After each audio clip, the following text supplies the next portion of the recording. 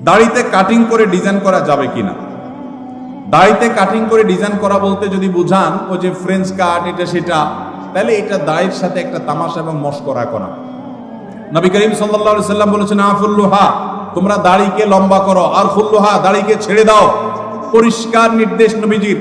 কোন একটা হাদিসে নবীজি সাল্লাল্লাহু আলাইহি সাল্লাম আমাদেরকে দাড়িতে কাটিং আর স্টাইল করতে বলেন না। এটা স্টাইলের জিনিস না।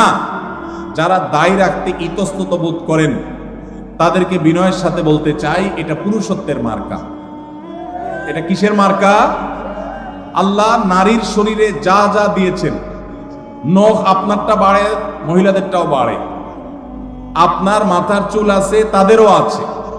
আপনার শরীর অঙ্গ প্রত্যঙ্গে যেখানে যেখানে যা যা আছে, লোম অবাঞ্ছিত সব তারও আছে। শুধু দুইটা জিনিস, দাড়ি আর গোপ, এগুলো নারীকে আল্লাহ দেন না, আল্লাহ আপনাকে দিয়েছেন। এর জন্য গোপটা ছোট ছোট রাখা আর দাড়ি লম্বা রাখা, এটা পুরুষত্বের আলামত। এখন আপনি যদি বলেন যে আমি হিজড়া হয়ে যাব, তাহলে আমার কি করার? আল্লাহ আমাদের ভাইদেরকে হেদায়েত দান করুন। এটা পুরুষত্বের মার্কা, এটা রাখতে কোনো কার্পণ্য করা উচিত না। আমরা অনেকে জাতে ওঠার জন্য দাড়ি রাখতে চাই না। তবে দাড়ি যদি কেউ আমাদের কোনো ভাই কেটে ছোট রাখে, আমরা তাকে অ্যাপ্রিসিয়েট করি, আলহামদুলিল্লাহ আমার ভাই শুরুটা করে দিয়েছে, আল্লাহ তার দাড়িটাকে বড় করার তৌফিক দিবে ইনশাআল্লাহ।